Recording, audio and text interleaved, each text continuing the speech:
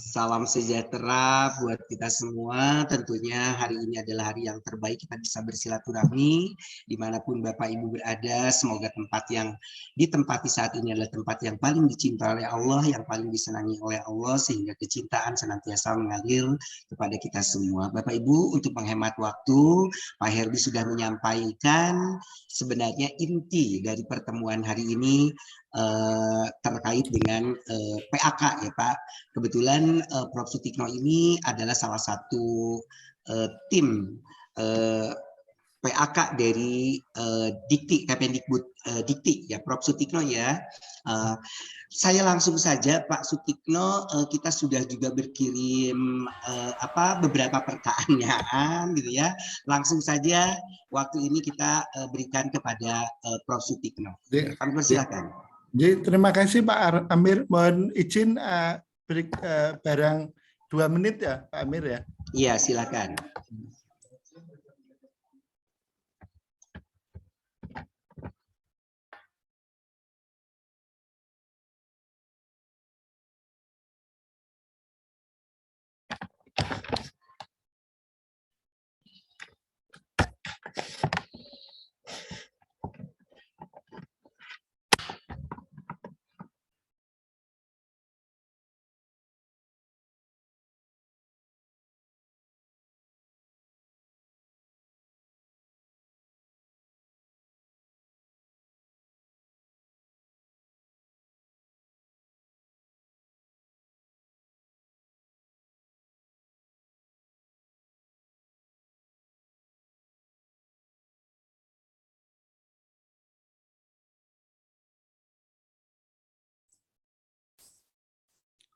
Selamat pagi Pak Amir dan Bapak Ibu semua. Mohon izin untuk share screen daftar pertanyaan yang kemarin disampaikan oleh Pak Amir kepada saya.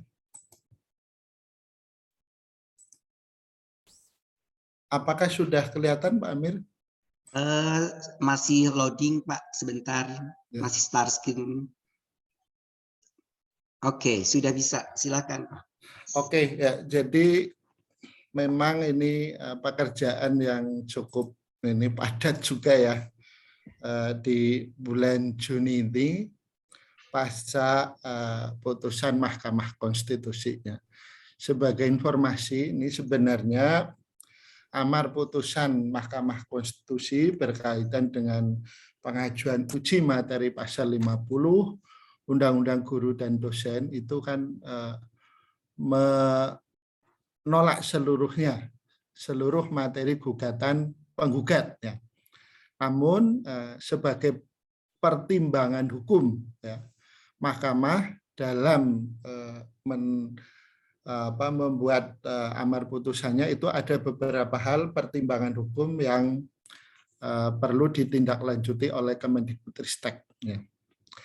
Ada beberapa ya.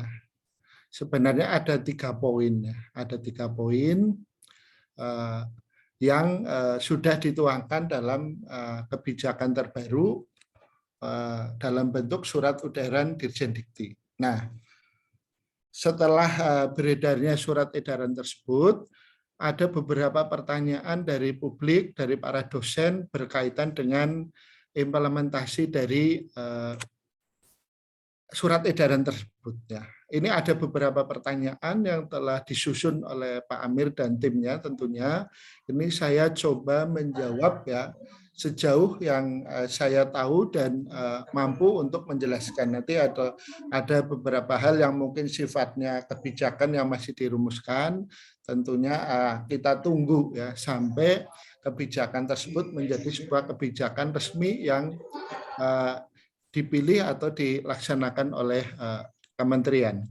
Pertanyaan pertama ini berkaitan dengan masalah masa kerja minimal. Ya. Sebenarnya masalah masa kerja minimal dulu awal mula diterapkan masa kerja minimal sebenarnya cukup beralasan juga karena ditemukan data-data pengusul ya yang faktanya itu masih relatif muda, tetapi di dalam berkas usulannya itu tidak menunjukkan profil kinerja atau profil Tridharma yang tentunya sesuai dengan syarat-syarat kelayakan menjadi atau menduduki jabatan lektor kepala maupun profesor. Sehingga kebijakan yang ditempuh pada saat itu dengan mempertimbangkan mekanisme dan promosi profesor di negara-negara lain, memang di negara-negara lain juga mempertimbangkan masalah namanya habilitation years ya. Jadi apakah seorang itu sudah pantas ya, sudah layak menduduki jabatan tersebut ya. Dari sisi misalkan pengalaman penugasan, pengalaman riset, dan dari profil-profil kinerja Tridharma yang lain. Nah, ini. Nah, sehingga memang pada saat itu sebenarnya yang dibatasi bukan masalah umur ya. Itu masih diberi opsi ya, yang misalkan untuk menduduki lektor kepala 8 tahun, kurang dari 8 tahun ada opsinya. Yang lebih dari 8 tahun juga ada dibolehkan, tapi dengan kriteria tertentu. Termasuk menduduki jabatan profesor. Kalau 10 tahun sampai 20 tahun bagaimana? Kalau lebih dari 20 tahun seperti yang sudah dilaksanakan. Nah, itu sebenarnya tujuan awalnya adalah untuk meningkatkan kualitas lektor kepala maupun profesor kita ya. Nah, ini jadi diskursus pertama ini berkaitan dengan masa kerja minimal, yaitu dosen yang memiliki masa kerja kurang dari 8 tahun untuk pengusulan jabatan lektor kepala, dan yang kedua memiliki masa kerja 10-20 tahun untuk pengusulan jabatan profesor. Nah, pertanyaan ini dari Pak Amir, apakah maksudnya jika dosen X masa kerja di bawah 10 tahun, jika angka akumnya sudah mencapai 850 lebih, sudah dapat mengajukan ke GB. Nah, ini. Jadi nanti perlu dicermati Pak Amir bahwa yang dinyatakan tidak berlaku adalah untuk syarat tambahan ya, syarat tambahan yang masa kerjanya dikaitkan misalnya tadi dengan lektor kepala kurang dari 20 tahun dan yang GB 10-20 tahun ya. Ini. Jadi kalau GB itu paling singkat 10 tahun. Itu sudah di state pada Permenpan RB nomor 46 tahun 2013 ya. Jadi ketentuan masa kerja minimal bagi pengusul guru besar itu masih didasarkan pada Permenpan RB nomor 46 tahun 2013 pasal 26 ayat 3 huruf C angka 4, yaitu memiliki pengalaman kerja sebagai dosen paling singkat 10 tahun. Ya. Ini sebagai dosen ya. Jadi nanti dengan kalau dengan diterbitannya Undang-Undang Guru dan Dosen, ya, di mana ini apa? Dulu kan ada istilah tenaga pengajar. Ini juga perlu dicermati di sini ya. Jadi syaratnya adalah memiliki pengalaman kerja sebagai dosen paling singkat 10 tahun. Ya. Kalau dosen S1 kan minimal master ya. Kalau saya dulu pada tahun 1999 S1 masih bisa sebagai dosen ya. Itu dengan Undang-Undang Sidiknas yang sebelumnya ya, sebagai tenaga pengajar ya. Sedangkan yang dihapus yaitu ketentuan masa kerja 10 sampai dengan 20 tahun yang ada pada suplemen ya. Suplemen PUPAK 2019 bagi pengusul guru besar ini. Jadi bagaimana kalau seorang calon GB masa kerjanya kurang dari 10 tahun? Nah, ini sesuai dengan ketentuan regulasi yang ada itu belum bisa ya. Jadi paling cepat itu 10 tahun ya, 10 tahun. Kemudian yang kedua permasalahannya PUPAK 2019 menetapkan bahwa yang dimaksud karya ilmiah yang luar biasa adalah artikel ilmiah yang dipublikasikan di jurnal internasional yang terindeks dalam basis data internasional bereputasi yang diakui oleh Kemendikbudristek, misalnya Web of Science dan atau Scopus dengan SJR Journal atau Journal Impact Factor Web of Science lebih dari 0,05. PUPHK 2019 halaman 24. Nah, pertanyaannya, apakah artinya setiap pengusul dapat mengajukan kenaikan jabatan akademik secara reguler dari lektor kepala ke profesor tanpa publikasi internasional?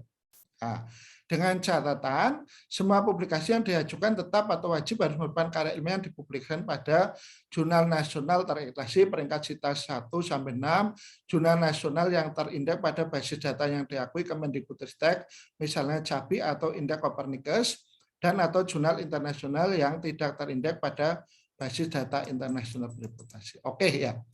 Nah, ini mungkin sedikit catatan. Memang diakui ada kekurang tepatan redaksi penulisan ya, text point diktum B ya, kebijakan ini. Nah, ini sebagai informasi sebenarnya ya, ini akan segera diperbaiki ya, Pak. Saya sendiri membaca ini cara penulisan kurang tepat. Nah, kebetulan pada saat itu seharusnya saya itu juga ikut membantu di dalam penyusunan atau diskusi tentang kebijakan ini. Tapi pada saat itu saya sedang milih rektor saya, calon Pirek. Ya. Sehingga saya sama sekali tidak membaca draftnya, dan setelah kami juga justru tahu secara resmi dari teman-teman. Ya. Tapi kalau kita baca, itu memang ada kekurang tepatan sedikit di dalam redaksi ya, menyusun redaksi ya. Jadi kalau misalkan dalam sebuah kalimat kalau kita akan menguraikan rincian yang itu berkorespondensi satu-satu, itu kan harus disetet secara jelas ya. Misalkan jika A1, B1 terus C1 berpasangan dengan A2, B2, C2 dan seterusnya, maka biasanya ya ada kata respectively gitu kan di dalam bahasa Inggris ya. Misalkan syarat untuk menduduki jabatan asisten ahli, lektor, lektor kepala, dan profesor adalah jurnal ilmiah nasional, jurnal ilmiah nasional misalkan Sinta berapa, jurnal nasional terakreditasi, dan jurnal internasional bereputasi, secara berurutan. Artinya apa? Syarat untuk menduduki asisten ahli misalkan jurnal ilmiah nasional. Syarat untuk ini menduduki lektor kepala, untuk misalkan pemegang master, maka jurnal internasional. Syarat untuk menduduki jabatan profesor, maka jurnal internasional bereputasi. Ya, ini ya. Jadi syaratnya itu masih sama dengan PUPHK 2019 dan sama dengan Permendikbud 92 tahun 2014, sama juga dengan yang ada pada Perman-Pan RB 17 tahun 2013, Junto nomor 46 tahun 2013. Ya, ini. Itu saat tidak ada perubahan. Jadi yang berubah itu adalah syarat tambahan. Semua syarat tambahan. Ya. Nah, cuma memang ini kalau kita baca Pak Amir ya, ini memang banyak pertanyaan. Ini masalah redaksi ya, redaksi yang karena memakai garis miring ini akan segera diperbaiki dan disosialisasikan. Kemudian ketentuan masa kerja kurang dari 8 tahun bagi pengusul lektor kepala dihapus. Ya, dihapus. Yang tidak diberlakukan adalah syarat jurnal internasional bereputasi. Ya. Dan syarat membimbing mahasiswa setara 40 angka kreditnya. Syarat pengusul lektor kepala dikembalikan ke ketentuan Permen-Pan RB nomor 46 tahun 2013 pasal 26 ayat 3 huruf B, yaitu kenaikan jabatan akademik dosen ke lektor kepala yang memiliki pertama ini ijazah doktor atau yang sederajat, kemudian harus memiliki karya ilmiah yang dipublikasikan pada jurnal terakreditasi. Nah, kemudian untuk ijazah master ya, bagi pemegang master ini atau yang sederajat harus memiliki karya ilmiah yang dipublikasikan pada jurnal internasional. Ini ya. Jadi syaratnya ini. Jadi meskipun misalkan redaksinya kurang tepat, syarat ini tidak gugur ya. tidak gugur karena edaran dirjen itu enggak ya. Jadi syarat ini tidak pernah dibatalkan ataupun dihapus ya. Ya. Kita ingat di hierarki ketentuan peraturan perundang-undangannya. Jadi untuk naik ke jenjang lektor kepala bagi yang berijazah master masih dipersyaratkan jurnal internasional ya, terindeks Scopus atau Web of Science dengan SJR 0 atau lebih ya. Jadi pemahaman jurnal internasional pada POPAK 2019 adalah terindeks Scopus atau Web of Science kalau terindeks Scopus dengan IJR 0 atau lebih. Ya, ini ya 0 misalkan sampai dengan 0,1 ya.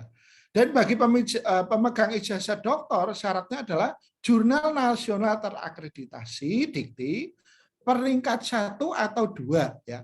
Nah, ini kita sering menggunakan istilah Sinta 1 dan Sinta 2. Sehingga ini mengacaukan dengan ini juga pemahaman database Sinta versi 3. Itu yang dimaksud di surat keputusan Dirjen tersebut sebenarnya database Sinta versi 3 ini yang akan di-launching nanti ya.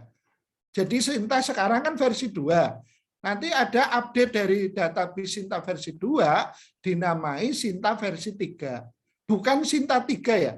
Bukan jurnal peringkat terakreditasi peringkat 3 atau Sinta 3 itu bukan ya. Ini. Kemudian yang berikutnya sebagai informasi akan diluncurkan database Sinta versi 3. Database Sinta versi 3 berbeda dengan peringkat jurnal nasional terakreditasi peringkat 3 yang sering dikenal sebagai Sinta 3. Ini. Jadi di dalam regulasi kita itu tidak pernah mensyaratkan jurnal Sinta 1, Sinta 2 enggak ya.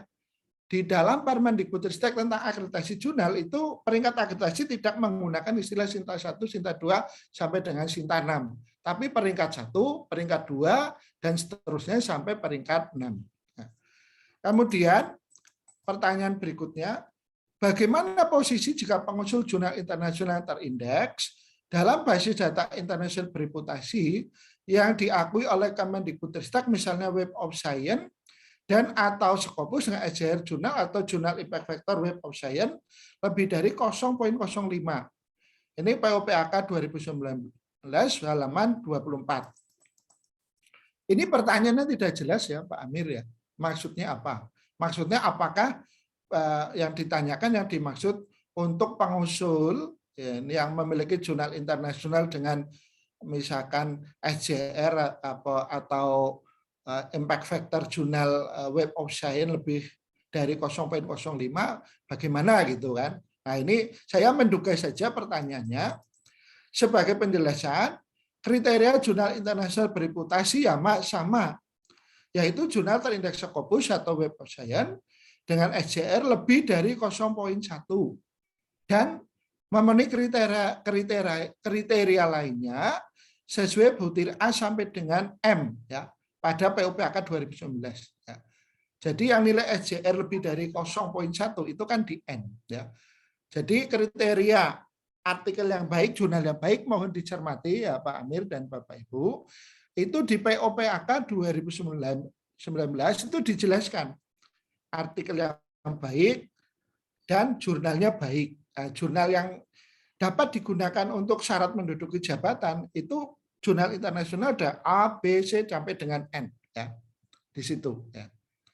Kemudian perlu dijelaskan juga sebenarnya yang selama ini kurang kita perhatikan bahwa pada Permenpan RB 17 2013 syarat untuk menduduki jabatan fungsional salah satunya misalkan profesor adalah memiliki integritas ya, integrity. Ya ini yang selama ini kadang tidak jelas ya penegakan bagaimana untuk checkingnya ya. Kalau ada misalkan misconduct atau di dalam penerbitan tidak memenuhi standar etik ya. Nah, ini ya. Jadi jika pengusul memiliki jurnal internasional bereputasi dengan SJR lebih tinggi akan lebih bagus ini ya yang diharapkan. Meskipun di dalam POPAK 2019 kita tidak serta-merta menjadikan SJR ya jadi metrik quality jurnal berdasarkan citation, apakah itu SCR, impact factor, kemudian ada X-index, dan seterusnya, itu bukan satu-satunya ukuran mutlak. Ya. Karena apa? Kita tahu bahwa ada juga yang berpendapat, ya, jurnal yang disitasi banyak disitasi belum tentu jurnal yang kualitinya bagus. Ya. Jadi misalkan kalau dia misalkan penelitiannya biayanya murah, barang bahannya gampang diperoleh, ya itu yang nyontoh, yang menirukan banyak. Ya. Tapi kalau penelitiannya mahal, misalnya penelitian genetik, ya istri saya itu bidangnya genetik, biayanya mahal, alat-alatnya mahal, ya tidak banyak yang meniru, ya, untuk melakukan penelitian demikian. Nah ini, jadi itu kita oke lah ya, ada yang berpendapat bahwa SJR digunakan sebagai metrik untuk penentuan quality jurnal. Tetapi juga di dalam konsep POPAK kita, POPAK 2019, juga menerapkan konsep penilaian bahwa artikel yang baik itu melalui proses review. Ya, di dalam pada saat penerbitan proses editorial. Nah, kita tahu bahwa tidak semua jurnal menerapkan proses editorial yang baik. Oleh karena itu, pada saat penilaian itu juga dicek, ya, dicek bagaimana ini kualitas jurnal ini, ya, integritasnya ini bagaimana. Nah, ini. Jadi itu ya. Jadi menerapkan SJR dan juga dicek. Jadi metode yang digunakan, metode penilaiannya adalah metode campuran. Ya, dilihat SJR-nya dan dicek juga benar tidak ini. Ya. Karena apa? Di dalam prinsip penilaian ada salah satu atau beberapa prinsip penilaian. Yang pertama adalah accountable. Ya. Jadi nilai yang diberikan kepada penilai itu harus bisa dipertanggungjawabkan kepada penilai. Kalau dinilai mendekati maksimum angka kreditnya, tentunya indikator penilaian, jadi komen yang existing tentang artikel tersebut kondisinya ya mendekati sempurna. Kalau dikurangi dari angka kredit maksimum, tentunya ada hal-hal yang menjadi alasan kenapa angka kreditnya kurang mendekati maksimum. Ini disampaikan ke publik, ke pengusul. Tujuannya apa? Supaya accountable. Ya. Selain prinsip accountable yang diterapkan oleh kementerian adalah prinsip edukatif. Ya. Jadi informasi komen-komen ini adalah dalam rangka memberikan, dalam rangka pembinaan karir dosen. Ya. Sesuai dengan kewenangan yang dimiliki oleh kementerian. Sesuai dengan Undang-Undang Guru dan Dosen. Bahwa kementerian memiliki kewajiban di dalam pembinaan karir dosen. Ya. Bukan untuk komen yang ada di hasil penilaian, bukan ditujukan untuk supaya penulis itu memperbaiki artikel yang sudah terbit, bukan. Ya. Tetapi dalam rangka memberikan bukti akuntabilitas, kalau nilainya maksimum, ini karena memang kondisi artikelnya seperti ini. Kalau kurang maksimum, juga seperti ini ada alasannya. Nah, kalau kurang maksimum bagi pengusul, bisa nanti pada saat menulis lagi itu bisa dimasukkan sebagai feedback ya, sebagai umpan balik. Kalau kita melihat ini sebagai continuing education ya, pendidikan berkelanjutan, maka ini sebagai wahana sebenarnya untuk kita saling belajar ya. Meskipun sudah profesor, meskipun sudah doktor, yang namanya belajar itu langsung berlangsung terus-menerus ya. Berikutnya dalam POPAK 2014 dan POPAK 2019 diatur kenaikan pangkat dengan skema loncat jabatan. Asisten ahli ke lektor dan lektor ke GB dengan syarat 4 di jurnal internasional yang terindeks dalam basis data internasional bereputasi yang diakui oleh Kemendikbudristek. Bagaimana kebijakan loncat jabatan pasca putusan MK? Ya. Jadi berkaitan dengan jabatan fungsional yang bisa loncat jabatan, ini kami informasikan di sini. satu-satunya jabatan fungsional yang bisa loncat ya, atau dibolehkan loncat oleh Menpan RB adalah jabatan fungsional dosen. Ini ada ragam banyak sekali jabatan fungsional ya. Ada jabatan arsiparis, ada pustakawan, ada apoteker, ada analisis keuangan. Kenapa mereka tidak boleh loncat jabatan? Nah, ini juga bisa menimbulkan iri ya. Beberapa kita itu di dalam pembahasan ini juga sering disinggung. Tapi kita coba mempertahankan dengan argumentasi bahwa ini perlu dipertahankan.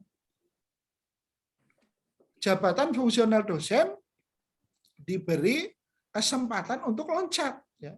Karena syarat untuk menduduki jabatan fungsional dosen, menurut saya sebagai dosen ini dalam kacamata sebagai dosen, ya ini syarat-syaratnya lebih ketat. Ya.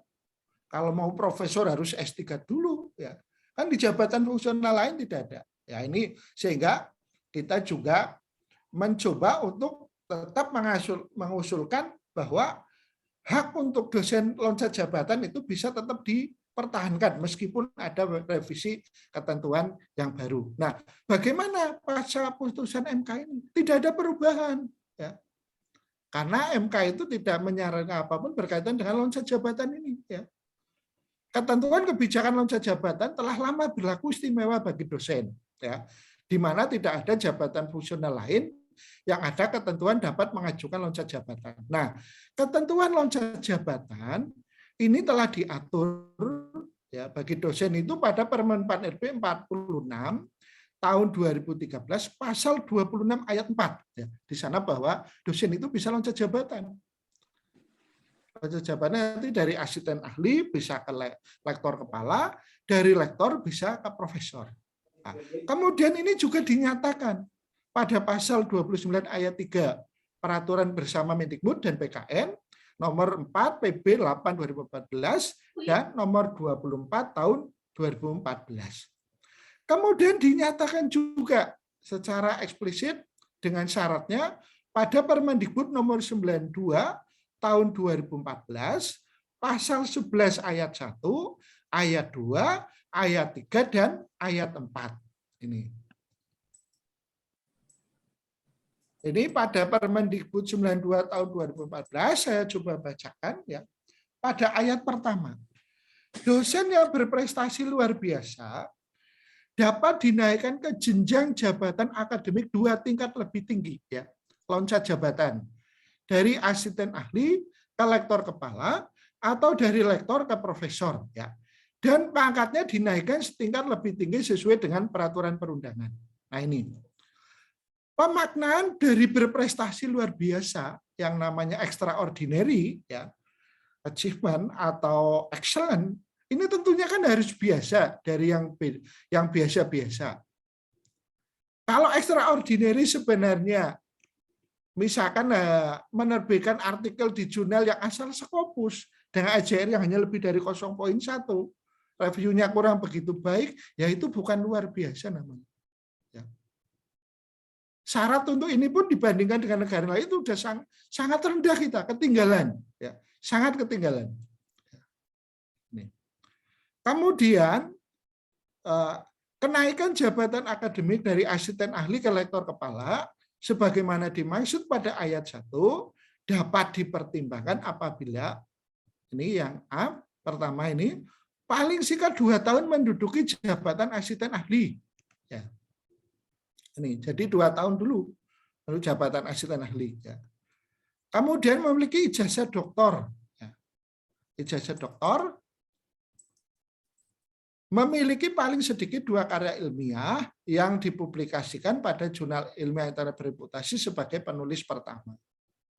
Dan memenuhi syarat-syarat lainnya sebagaimana dimaksud pasal 9 ayat 1 huruf B. Ayat 3, kenaikan jabatan akademik dari lektor ke profesor sebagaimana dimaksud pada ayat 1 dapat dipertimbangkan apabila A, paling singkat 2 tahun menduduki jabatan lektor. Kemudian memiliki paling sedikit 4 karya ilmiah yang dipublikasikan pada jurnal ilmiah internasional bereputasi sebagai penulis pertama. Kemudian saya memenuhi syarat-syarat lainnya sebagaimana dimaksud dalam pasal 10 ayat 1 huruf A, huruf B, dan huruf C. Nah, 4. Ketentuan lebih lanjut tentang penulis dan kriteria jurnal internasional bereputasi sebagaimana dimaksud pada ayat 1, ayat 2, dan ayat 3 diatur dalam pedoman operasional yang ditetapkan oleh Direktur Jenderal. Ya, ini. Jadi ketentuan lebih lanjut ini penulis. Ya. Apakah penulis pertama, ya. Kemudian kriteria jurnalnya ini ditentukan di POPAK ya, oleh Direktur Jenderal. Kemudian sesuai POPAK 2019 dan suplemennya butir 3 dan butir 4 ya. Jadi loncat jabatan masih diatur di sana, masih ada. Kemudian apakah syarat membimbing menguji doktor atau mereview 2 jurnal pernah mendapat hibah penelitian 100 juta dan lain otomatis tidak berlaku dalam pengajuan GP. Nah, ini yang pertama mungkin saya koreksi. Jadi pada POPAK 2019 yang legal, ya, legitimate, correct, itu tidak ada ketentuan 100 juta. Ya. Itu dulu pernah tapi di draft. Ya. Kemudian ada masukan dari para dosen dan pimpinan perguruan tinggi untuk 100 juta perlu dihilangkan. Nah, sehingga di POPAK 2019 yang diberlakukan, diimplementasikan itu tidak ada syarat ketentuan minimal dana penelitian 100 juta rupiah itu tidak ada. Ya, jadi yang pernah ada syarat pernah mendapat hibah penelitian minimal 100 juta itu tidak pernah ada. Yang diberlakukan syarat pernah mendapatkan hibah penelitian kompetitif sebagai ketua. Apakah tingkat perguruan tinggi, tingkat fakultas, tingkat nasional atau daerah atau internasional, monggo ya, itu bisa. Ya, jadi fleksibel. Ya. Kemudian secara ringkas semua syarat tambahan menjadi GP tidak diberlakukan. Ya. Syarat tambahan ya sebagai GP tidak diberlakukan. Kemudian apakah maksudnya tim penilai angka kredit, tim PAK di level fakultas dan universitas dan juga di level pusat untuk pengajuan GP harus diatur. Nah, berkaitan dengan pengaturan tim penilai angka kredit ini di Permenpan RB juga sudah ada di sana, ada ketentuan tim penilai. Kemudian di Permendikbud dijelaskan secara detail ya. Jadi ketentuan mengenai tim penilai telah diatur secara rinci pada Permendikbud ya 92 tahun 2014. Rekomendasi integrasi tim penilai sesuai pertimbangan Mahkamah Konstitusi akan diakomodasi nanti dalam bentuk penyesuaian POPAK 2019 dan sistem aplikasi penilaian angka kredit. Ya. Jadi ini tentunya memerlukan waktu ya. Bagaimana nanti bentuk integrasinya? Kalau akan mengintegrasikan secara ini maksudnya apa? Berupa sangat drastis, maka harus mengubah dulu Permendikbudnya. Ya, ini tentunya perlu waktu ya, waktu pembahasan ya, karena juga melibatkan kementerian yang lain untuk pembahasan dan mengundangkan Permen ini. Ya.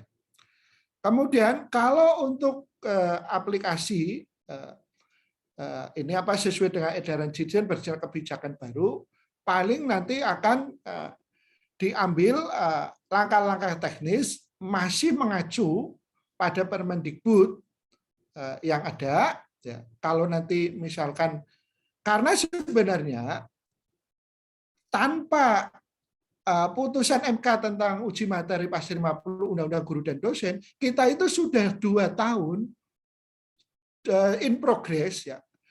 Sedang revisi peraturan Menteri Pendayagunaan Aparatur Negara nomor 17 tahun 2013, Junto nomor 46 tahun 2013. Ini sudah 2 tahun ya, dengan beberapa gagasan-gagasan baru dan konsep-konsep baru di dalam pengelolaan jabatan fungsional dosen ya.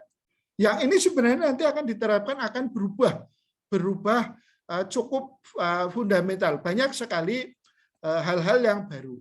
Nah ini sehingga ini ada dua tugas besar sebenarnya di Direktorat Sumber Daya di Dirjen Dikti Kemendikbudristek. Yang pertama, merespon atau menindaklanjuti amar putus pertimbangan Mahkamah Konstitusi dalam putusan uji materi pasal 50 Undang-Undang Guru dan Dosen berkaitan dengan tata cara penilaian. Kemudian yang kedua adalah perubahan yang mendasar, ya, sesuai dengan visi misi pendidikan tinggi berkaitan dengan pengembangan karir dosen atau jabatan fungsional dosen. Ya. Jadi beberapa kesempatan Pak Direktur itu pernah menyampaikan, ya, contoh misalkan nanti akan diakomodasi antara pengaturan untuk jenjang jabatan fungsional untuk pendidikan akademik, vokasi dan profesi. Ya. Nanti ada pengaturannya masing-masing, ya, mengikuti apa yang sudah ada di Undang-Undang Pendidikan Tinggi. Kemudian ada konsep juga nanti syarat untuk menjadi GB, artikel jurnal internasional berpostasi bukan syarat satu-satunya, tapi ada opsi lain atau karya setara. Misalkan untuk teman-teman di bidang hukum bisa juga dengan dokumen misalkan uji materi undang-undang atau apa gitu kan. Kemudian di bidang seni nanti ada karya monumental dan seterusnya. Itu ada konsep itu juga. Kemudian ada konsep juga pemikiran gagasan bahwa pembinaan karir dosen juga mengakomodasi program MBKM ini, ya. Bagaimana passion dosen itu diakomodasi. Nah, jadi sebenarnya banyak sekali. Cuma ini memang draft ini masih in progress, ya. Masih sedang disampaikan ke Permenpan. Sehingga konteksnya kita sekarang adalah dalam rangka tindak lanjut rekomendasi MK dulu, ya. Jadi kita juga sebelum ada edaran dari Sekjen MK ini surat tindak lanjut untuk pasca amar putusan MK ini, kita itu juga sudah bekerja, ya, selama hampir 2 tahun ini pandemi membahas perubahan Permenpan RP ini serta menyiapkan Permendikbudnya, ya. Sehingga ini akan ini juga bagaimana mensiasati supaya kerjanya ini tidak bolak-balik, ya. Artinya kalau syukur bisa sekaligus ataupun kalau bertahap yang menindaklanjuti putusan MK dulu baru perubahan yang konsep-konsep banyak dari Permenpan RB yang baru itu bisa segera diimplementasikan, ya. Kemudian ketentuan mengenai tim penilai telah diatur secara rinci pada Permendikbud nomor 92 tahun 2014. Rekomendasi integrasi tim penilai sesuai pertimbangan Mahkamah Konstitusi akan diakomodasi dalam bentuk penyesuaian PUPAK 2019 dan sistem aplikasi penilaian angka kredit. Kemudian berikutnya, ini apa artikel yang telah dipublikasikan pada Jurnal Internasional Berreputasi atau terindeks Sekopo, Simago, JR, dan Web of Science tidak perlu review ulang, baik oleh reviewer perguruan tinggi dan atau kementerian, dengan catatan jurnal tersebut terdaftar di kementerian dan daftar tersebut diperbarui secara reguler. Oke, ya. Jadi ini kalau kita lihat jenis amar putusan berkaitan dengan putusan MK ini itu adalah konstitusional bersyarat. Jadi kalau kita melihat jenis putusan MK itu kan ada konstitusional bersyarat, inkonstitusional bersyarat, kemudian putusan dengan norma baru. Ya. Jadi ini termasuk konstitusional. Jadi tidak ada permasalahan norma, ya, pada uji materi pasal 50 Undang-Undang Guru dan Dosen. Ya. Yang hanya adalah pertimbangan atau saran masukan teknis, ya, bukan permasalahan norma ini. Ya. Nih. Kemudian artinya pertanyaannya ini dari Pak Amir, artinya tidak ada lagi proses review karir di level fakultas, universitas, dan dikti. Nah ini kita perlu juga memahami, ya, memahami istilah, ya, kita bagaimana khasanah bahasa Indonesia ini juga perlu kita perkaya ini. Kadang-kadang kata yang berbeda dalam bahasa Inggris, ya, terjemahannya sama, ya. Terjemahnya dalam bahasa Indonesia sama itu. Nah, ini juga perlu mempelajari makna apakah makna reviewer ya. Jadi kita akan mengenal reviewer, validator, verifikator, penilai, asesor dan seterusnya ya. Apa sebenarnya? Nah, kita perlu dalam konteks penerbitan karya ilmiah dan dalam konteks penilaian karya ilmiah ya. Jadi perlu memahami beberapa nomenklatur sesuai Permendikbud nomor 92 tahun 2014, tugas tim penilai angka kredit dosen itu disebutkan di sana ada 3 ya. Mereview, menilai dan memvalidasi karya ilmiah ya. Tidak memutuskan seseorang menjadi GB atau itu tidak ya. Tidak. Jadi kalau misalkan sistem aplikasinya ya atau tidak, sifatnya itu adalah rekomendasi ya. Di dalam permen itu tidak ada, itu bukan keputusan yang final and binding ya. Jadi hasil penilaian dari tim penilai bukan. Itu kewenangannya Dirjen ya. Jadi, kemudian pada Permendiknas 17 tahun 2010 terdapat nomenklatur external peer reviewer. Ya. Yaitu setiap karya ilmiah yang digunakan untuk kenaikan pangkat maupun jabatan akademik dosen harus direview oleh minimal 2 eksternal peer reviewer. Nah, ini. Ya. Jadi pelaksanaan pada saat pengajuan ini kenaikan jabatan, di mana setiap karya ilmiah itu harus dilampiri dengan 2 eksternal peer reviewer, ini sebenarnya melaksanakan amanah Permendiknas nomor 17 tahun 2010. Ya. Jadi setiap karya ilmiah yang digunakan untuk kenaikan pangkat maupun jabatan akademik dosen ya harus direview ya oleh minimal 2 eksternal peer reviewer. Ini. Nah, selama ini apa? Peran dari eksternal peer reviewer ini kadang-kadang ini apa? Ada yang ini apa? Sebagian dari internal dan sebagian dari eksternal. Kemudian dengan diterbitkannya, ya ini ada Permendikbud yang baru. Jadi dengan diterbitkannya Permendikbudristek nomor 39 ya, tahun 2021 tentang integritas dalam menghasilkan karya ilmiah, ya maka Permendiknas nomor 17 tahun 2010 itu otomatis tidak berlaku ya, karena di dalam bagian yang terakhir itu dinyatakan tentang pemberlakuan Permendikbudristek ini otomatis Permendiknas nomor 17 tahun 2010 tidak berlaku ya. Jadi Permendiknas tentang pencegahan dan penanggulangan plagiarisme di perguruan tinggi. Ada substansi yang beda di sini ya, di mana pada Permendiknas nomor 17 tahun 2010 ada ketentuan atau norma hukum yang mengatur bahwa setiap karya ilmiah yang digunakan untuk kenaikan pangkat maupun jabatan akademik dosen harus direview oleh 2 minimal eksternal peer reviewer. Pada Permendikbudristek nomor 39 tahun 2021, ketentuan tersebut tidak ada. Artinya dengan keputusan untuk tidak memberlakukan Permendiknas 17 tahun 2010, kebijakan untuk atau kewajiban untuk setiap karya ilmiah direview oleh 2 eksternal peer reviewer ini tidak berlaku. Ya. Jadi tidak perlu berlaku. Kemudian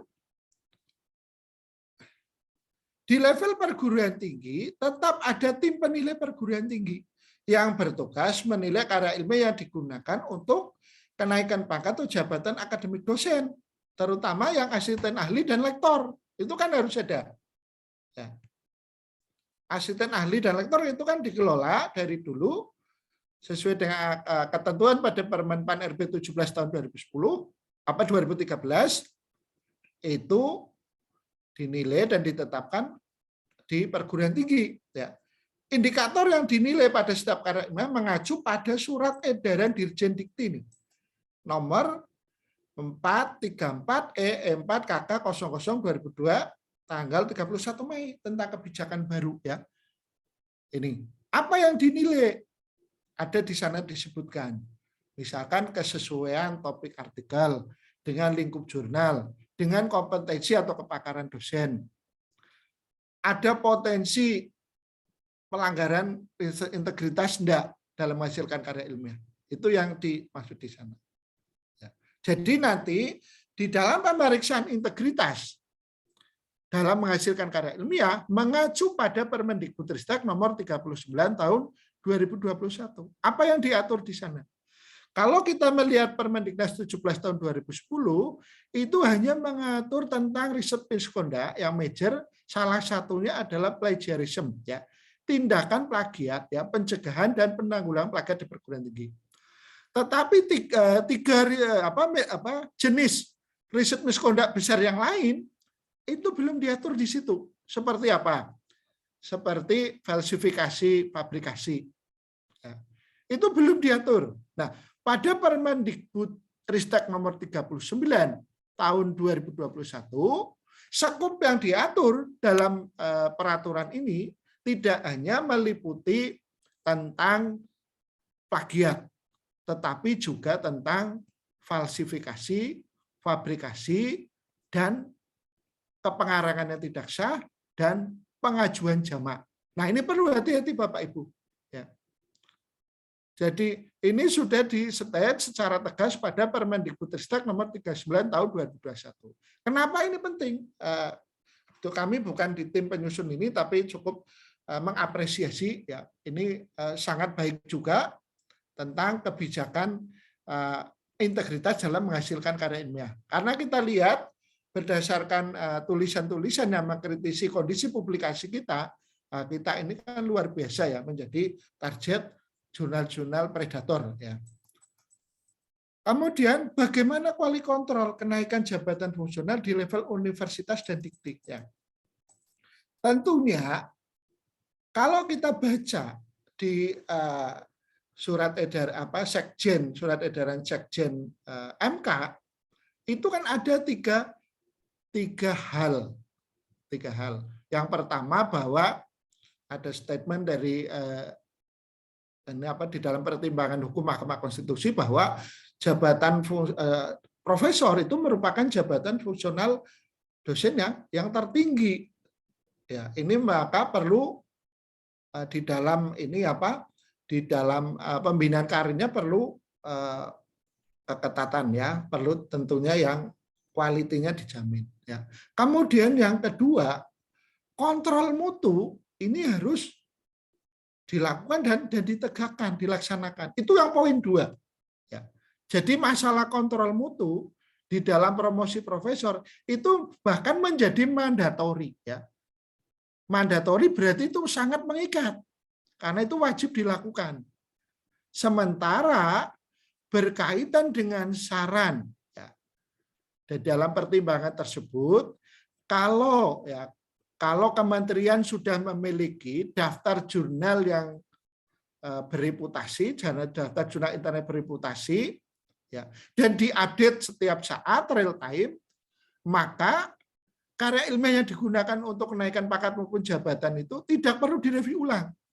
Ini kan sebuah optional, ya. Ada ketentuan bersyarat di situ, ya, tidak terlalu mengikat. Artinya perlu dipersiapkan dulu infrastrukturnya, database-nya. Ya. Nah, bagaimana mekanismenya juga? Ini yang jadi masalah kan, siapa juga yang membuat database yang mengupdate terus-menerus itu kan? Apakah teknisnya harus seperti itu, ya? Harus dibuat daftarnya dulu baru di ini, ya. Atau mungkin dibalik, daftarnya itu ya kita memakai daftar-daftar yang sudah kredibel, ya, publisher yang correct and legitimate, ya, di luar, ya, mesti seperti misalkan Elsevier, Springer dan yang lain, ya. Kemudian dalam konteks ini cara kerja yang sebaliknya, yaitu dengan menginformasikan database jurnal yang perlu dihindari, ya. Jadi bisa dengan 2 cara. Menginformasikan database jurnal yang layak, yang baik. Ini kan ribuan seluruh dunia. Banyak sekali. Atau dengan cara sebaliknya menyampaikan daftar jurnal yang perlu dihindari. Kalau dengan cara sebaliknya ini akan lebih ringan, ya. Jadi menyampaikan kepada publik dosen ini daftar jurnal yang perlu dihindari, maka berdasarkan laporan-laporan ya secara real time itu bisa diunggah. Ya. Tetapi kalau daftar jurnal yang baik dan ini nanti setiap saat kan bertambah ya. Dalam mungkin di Indonesia saja mungkin setiap tahun pertumbuhan jurnal itu luar biasa banyaknya. Ya. Ada yang dibuat oleh perguruan tinggi, institusi pemerintah, swasta, atau bahkan oleh individu atau yayasan-yayasan. Ya. Ini kan luar biasa. Ya. Sehingga ini nanti pilihan tentunya kebijakan ada pada pimpinan. Kita tinggal mengikuti saja ya. Tentunya dengan berbagai pertimbangan termasuk tentunya pertimbangan hukum ya yang sesuai kebijakan yang bagaimana ya. Jadi dilakukan penilaian mutu karya, kebenaran ya correctness ya. Jadi karyanya dan jurnalnya itu harus correct and legitimate ya. Jadi banyak predatory jurnal ataupun hijack jurnal yang ternyata apa? Incorrect, invalid atau unlegitimate ya. Jadi tidak benar, tidak valid dan tidak legitimate, tidak sahih, ya. Tidak sah itu kan. Karena apa? Ternyata cloning dari jurnal lain. Ya. Kemudian karya ilmiah tentang integritas dalam menghasilkan karya ilmiah. Bukti yang harus ada pada setiap karya ilmiah yaitu bukti korespondensi yang menunjukkan substansi artikel direview dengan baik. Tidak hanya bersifat redaksional. Jadi nanti kebijakan yang akan diambil oleh kementerian pada sistem aplikasi yang baru, setiap karya ilmiah itu perlu dilengkapi bukti korespondensi. Ya. Jadi bukti korespondensi ini untuk meyakinkan bahwa proses editorial pada saat submit dan penerbitan jurnal itu dilakukan dengan baik. Karena kunci di situ. Hampir semua artikel ya yang membahas atau mengulas tentang hijack jurnal, predatory jurnal, kunci utama adalah di proses review. Ya. Dari mana kita mengetahui proses review itu dilakukan dengan baik? Ya dari bukti korespondens. Ya. Ada tidak bukti bahwa proses review itu memang sampai dengan substansi dari artikel tersebut, penelitian tersebut. Ya. Jadi kadang-kadang banyak kita jumpai bentuknya memang artikel, tapi kalau dibaca ternyata itu misal generate dari software ya. Dari Harvard itu software yang kita memasukkan judul kata kunci misalkan menjadi artikel. Itu banyak juga ya. Itu kemudian ini jadi perlu diperhatikan. Bagaimana misalkan jika ada artikel yang baik ternyata misalkan tidak ada bukti ini bukan tidak ada. Langsung accept ya bisa jadi juga potensi seperti itu ya.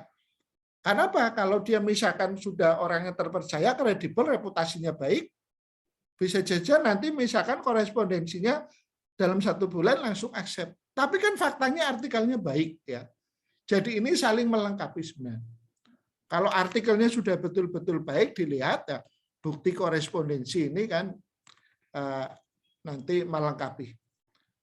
Kemudian sesuai Permendikbud 92 tahun 2014 dan pedoman pelaksananya melalui POPAK 2014 dan kini POPAK 2019, tugas tim penilai perguruan tinggi dalam menilai usulan dan menentukan angka kreditnya, bukan mereview ulang yang diusulkan sebagaimana dalam pertimbangan mahkamah. Oke, ya. Jika memang demikian adanya, maka proses penilaian usulan penetapan angka kredit yang selama ini dilakukan sudah on the track dan tidak ada perubahan atau memang sama sekali hilang. Oke, ya. Jadi ini yang bisa saya sampaikan.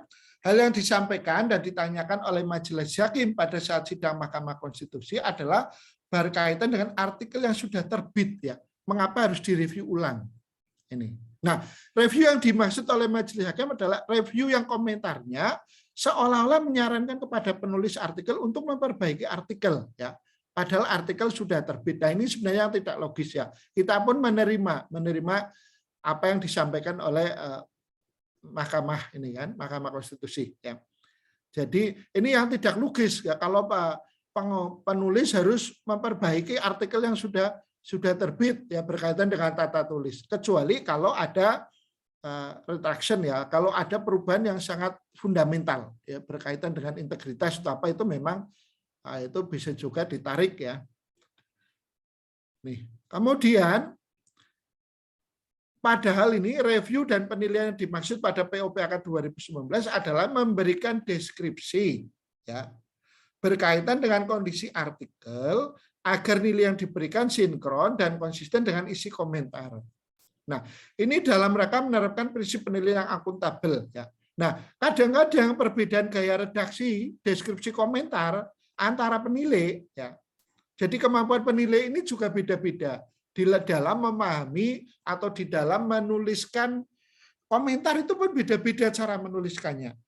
Ada yang seharusnya misalkan disusun dalam bentuk kalimat yang misalkan pasif ataupun misalkan pointer poin-poinnya misalnya harus disusun secara konstruktif, misalkan memberikan motivasi kepada pengusul. Kadang-kadang terjadi sebaliknya juga ada, misalkan komentar misalkan kalau dibaca pengusulnya jadi down gitu kan. Nah, itu juga kadang-kadang dijumpai. Nah, ini yang misalkan komentarnya ternyata dipahami oleh pengusul, loh ini harus memperbaiki artikel lah. Ini kan menjadi tidak logis, seperti direview ulang ya. Nah, oke, perbedaan gaya redaksi deskripsi komentar antara penilai pada saat disampaikan ke publik atau dosen pengusul terkadang dimaknai seolah-olah pengusul harus memperbaiki artikelnya. Nah, kebijakan kementerian menyampaikan hasil penilaian kepada pengusul adalah dalam rangka menerapkan prinsip edukatif ya, yang dilandasi pada kewenangan yang dimiliki kementerian untuk melakukan pembinaan karir dosen. Nah, pertimbangan hukum Mahkamah Konstitusi yang menyarankan tidak perlu direview ulang pada artikel yang sudah terbit jika kementerian sudah memiliki daftar jurnal yang diakui maksudnya atau dikaji ya, dan selalu diperbarui perlu ditindaklanjuti ya. Pertimbangan poin ini sendiri tidak mengikat ya. Mengikat ini dalam arti mungkin batas waktunya kan tidak dijelaskan juga harus kapan ya. Artinya bergantung pada kesiapan ini database-nya. Ya, dan siapa yang bertugas ngupdate ini juga ya. Ini ngupdate-nya memasukkan data-data itu jurnal di seluruh dunia ya. Karena itu tentunya akan ribuan jurnal itu harus di entry ya. Oke, atau diambil sebaliknya. Ya, daftar jurnal yang perlu dihindari ya.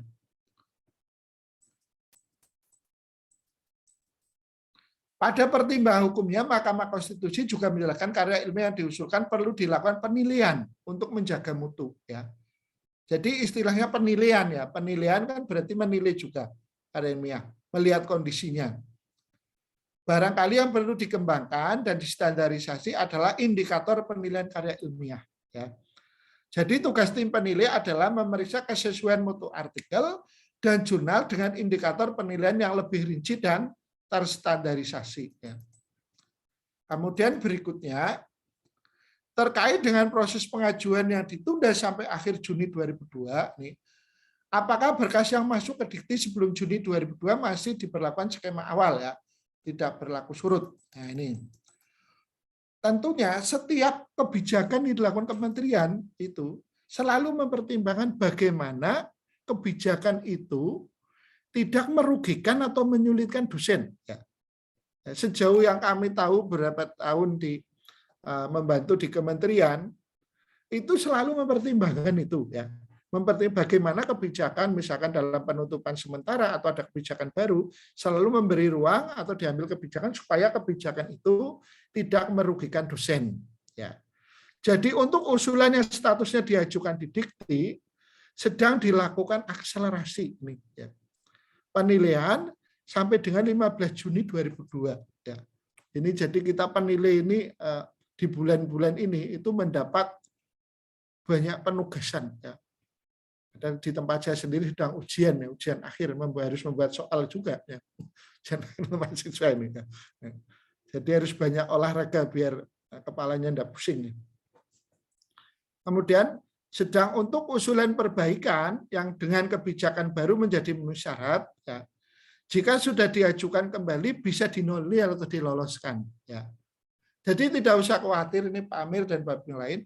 Kalau kemarin yang mengajukan ternyata dikembalikan karena misalkan apa bukti membimbing setara dengan 80 angka kredit kurang. Nah, syarat-syarat yang lain memenuhi punya artikel jurnal internet berpotensi bisa diajukan lagi. Ya.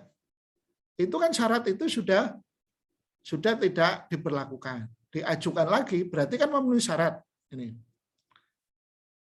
Kelihatannya update sistem aplikasi tidak mengubah total menu-menu yang ada, ya, sehingga dimungkinkan pengusul yang mengajukan perbaikan tidak perlu upload ulang dari awal atau dari nol. Ya. Menu yang baru pada sistem yaitu transfer data. Ya.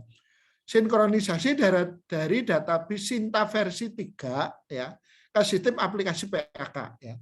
Nah, Sinta versi 3 ini yang akan diluncurkan ya oleh DRPM. Saya sendiri belum melihat ini Sinta versi 3. Ya.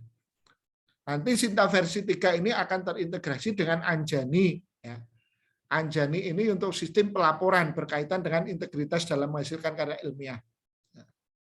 Kemudian, berapa lama proses pengajuan GB saat aplikasi masuk ke sistem Dikti pasca 1 Juli 2022, mengingat proses review karir di refer Dikti dihapuskan. Nah, sesuai SOP pada PO/PAK 2019 pengujian, nih tentunya ini akan diinformasikan secara resmi oleh yang berwenang. Ya.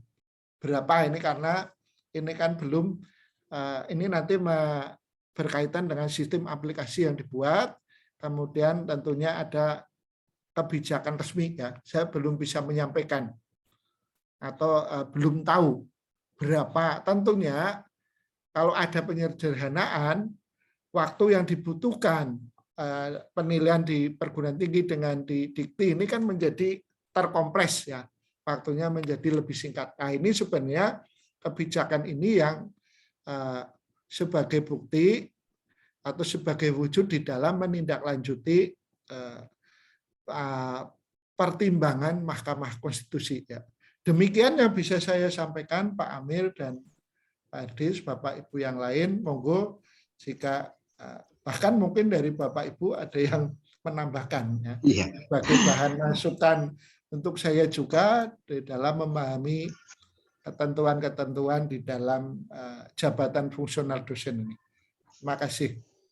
Iya, oke, terima kasih Prof. Sutikno. Jadi sebenarnya ini adalah pertanyaan yang memang secara umum dikumpulkan di anggota tim visiting researcher ini, Prof. Jadi bukan saya, tetapi semuanya. Mudah-mudahan ini mewakili yang umum, tetapi ada juga case per case. Jadi secara personel misalkan ada yang kurang dari 10 tahun.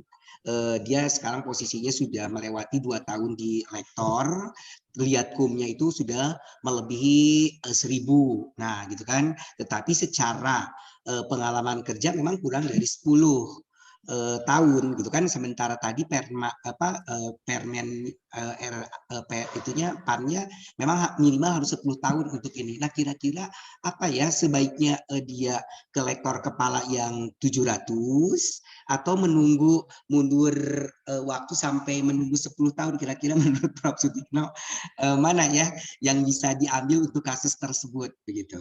Oke, ya, saya kira untuk teman-teman dosen yang sangat produktif, ya, di mana masa kerjanya misalkan baru 8 tahun, tapi angka kreditnya sudah banyak. Nah, ini tentunya ini sangat ini sifatnya personal, ya, di mana setiap dosen itu tentunya memiliki strategi, ya, tip dan strategi untuk pencapaian karir. Ya.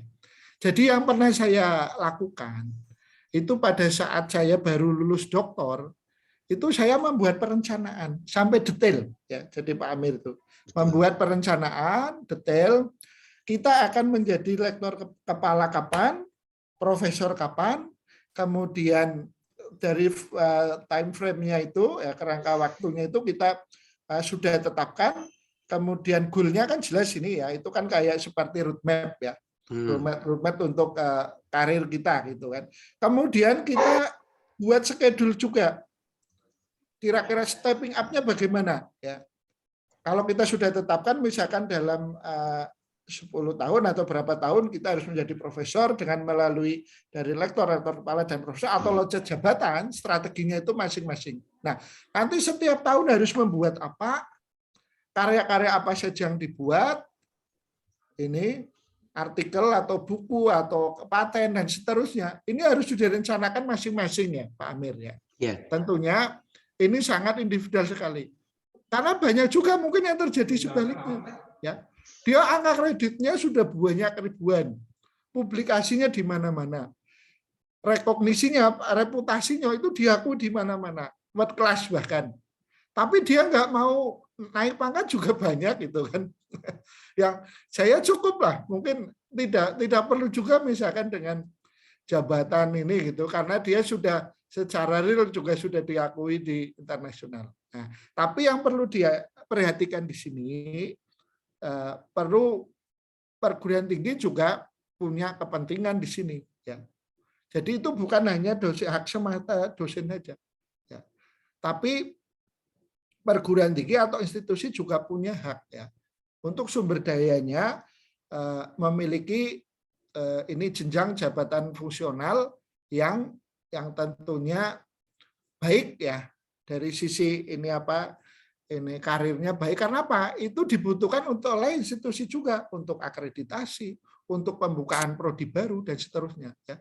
Jadi tidak hanya itu merupakan hak dosen ya, tapi itu juga kewajiban untuk turut memberikan kontribusi kepada institusi. Ya. Nah, berkaitan bagaimana strateginya, silakan diatur sendiri. Tadi saya sudah menceritakan pengalaman yang sudah coba saya lakukan. Nah, yang saya lakukan dulu karena S3-nya lama gitu kan, untuk S1, S2 dan S3 lama di asisten ahli. Berapa tahun itu? Lama sekali saya. Sehingga angka kreditnya terkumpul banyak. Kemudian saya loncat dari asisten ahli ke lektor kepala. Kemudian dalam waktu nggak nyampe 3 tahun kayaknya ya, atau sekitar 3 tahunan, itu naik dari lektor kepala ke profesor ya. Sehingga pada misalkan umur 39 ya, tidak nyampe 20 tahun, sekitar 15 tahun ya, itu sudah profesor itu. Nah, yang lebih cepat dari saya juga banyak ya. Teman-teman ada Prof Heru di Undip apa itu dulu cepat sekali ya. Lebih dulu umurnya lebih muda dari saya dan profesornya juga lebih dulu dari saya, karyanya juga lebih bagus dari saya ya. Ya, saya sendiri dulu ya biasa aja gitu ya. Makasih ya, enggak luar biasa gitu. Iya, jadi dikembalikan lagi kepada personalnya. Biasanya Prof, kalau misalkan pengajuan rektor kepala untuk ke guru besar paling lambat itu menunggu berapa lama? 1 tahun, 2 tahun, atau setelah keluar lektor kepala misalkan ya kita oke lah kita step by step ambil lektor kepala terlebih dahulu, kemudian untuk pengajuan ke guru besarnya paling lambat paling cepat berapa lama ya? Itu kan harus 2 tahun menduduki 2 jabatan tahun. ya. Nah, Paling berarti 2 cepat tahun ya, udah jelas ya. Iya, berarti 2 tahun. Oke, itu adalah ada beberapa kasus yang memang dia produktif tapi masa kerjanya kurang dari 10 tahun, kembali lagi kepada strategi masing-masing. Nah, Prof, kalau untuk yang kasus saya nih sekarang masuk ke kasus pribadi, itu menunggu 1 Juli atau sedang akselerasi di penilaian ya, Prof ya? Coba nanti Pak Amir, sekarang statusnya Pak yang punya Pak Amir? Statusnya kan terakhir pada saat audiensi itu kan perlu menambah 1 jurnal, tetapi secara keseluruhan itu sudah memenuhi persyaratan. Kan kemarin waktu itu Pak Sutikno mengiyakan, tetapi Prof Indah perlu menambah gitu. Nah itu mudah-mudahan bisa dipertimbangkan di dalam audiensi. Oke ya, itu berarti ini kesepakatan yang hasil audiensi itu kan sudah disepakati bersama ya dengan Pak Amir, dengan tim yang ditugasi untuk melayani, kemudian oleh pimpinan perguruan tinggi dan di Dikti juga. Nah itu kan sudah tercatat di sistem aplikasi. Nah itu nanti ditindaklanjuti saja. Kalau kemarin kesepakatannya Pak Amir nambah 1 artikel jurnal internasional bereputasi, nah itu ditambahkan saja segera. Ya. Nah itu kalau sudah ditambahkan, itu kan itu kapan menambahkannya? Sesudah ditutup sementara atau sebelum? Kan setahun yang lalu audiensi memang untuk tambahannya itu belum saya lakukan karena memang harus penulis pertama, tetapi dengan aturan yang baru bahwa jurnalnya 0,1 dan yang lainnya sebenarnya sudah memenuhi persyaratan gitu, Prof. Pak Amir kemarin karena ini ya, karena SJR-nya kurang atau gimana? Bukan, kemarin itu kan saya SJR-nya di 0,5, tetapi dikeluarkan oleh UPI karena jurnal yang terbitnya itu adalah dari Universitas Pendidikan Indonesia begitu. SJR-nya sekarang meningkat menjadi 0,6 kalau tahun ini gitu. Kalau kemarin SJR saat terbit 0,57. Ya, memenuhi syarat ya. Jadi dulu alasannya apa, Pak Amir? Alasan tidak? Alasannya waktu audiensi itu kan kalau Prof. Sutikno kan bolehlah udah semuanya artikelnya baru dan yang lainnya, hanya Bu Indah untuk memantapkan katanya. Nah mudah-mudahan dengan aturan yang baru dari MK ini bisa diakselerasi memenuhi. Oke ya, saya pikir ini Pak Amir ya, karena kan itu sudah kesepakatan. Lagi pula kan umurnya masih relatif muda juga. Untuk menunjukkan ini Pak Amir itu oke. Nah itu kesepakatan kemarin audiensi. Nah itu segera dilengkapi aja. Ya. Kan tidak sulit juga menambah 1 artikel jurnal itu. Lama juga, Prof. Enggak juga. Saya itu bisa buktikan setahun bisa 4 ya Pak Amir. Ya, insya Allah lah, Prof. Mudah-mudahan dengan ada aturan yang baru dan yang lainnya ini bisa ini. Baik, Bapak Ibu, itu adalah penjelasan yang kemarin kita diskusikan bersama-sama ya untuk menambahkan dan mengurangi dari sekian pertanyaan apabila masih ada yang belum clear dengan penjelasan ataupun ada kasus-kasus yang bisa dan ingin disampaikan, kami persilahkan kita buka saja raise hand saja langsung. Ya, Bu Mutia atau silakan langsung saja. Baik, Assalamualaikum warahmatullahi wabarakatuh. Selamat siang Pak Amir dan Prof. Tikno. Alhamdulillah, terima kasih untuk penjelasannya yang cukup komprehensif ya Prof ya. Dan terima kasih juga bagi SIL yang sudah menyelenggarakan kegiatan ini. Nah, beberapa hal yang memang saya garis bawahi tadi Prof, itu yang pertama adalah terkait dengan mencermati keputusan MK ya mengenai kebijakan penilaian reviewer untuk jurnal internasional bereputasi yang diusulkan dihilangkan gitu ya Prof ya. Tapi sebenarnya kita ingin mengkonfirmasi aja, memastikan jadi sebenarnya penilaian ini masih tetap diperlukan oleh para reviewer ya Prof ya, baik di tingkat fakultas, universitas maupun kementerian. Seperti tadi disebutkan penilaian mutu karya, kevalitan gitu, legitimate gitu ya Prof ya. Jadi sambil menunggu kebijakan kementerian terkait mekanismenya nanti. Yang mengkonfirmasi itu yang pertama.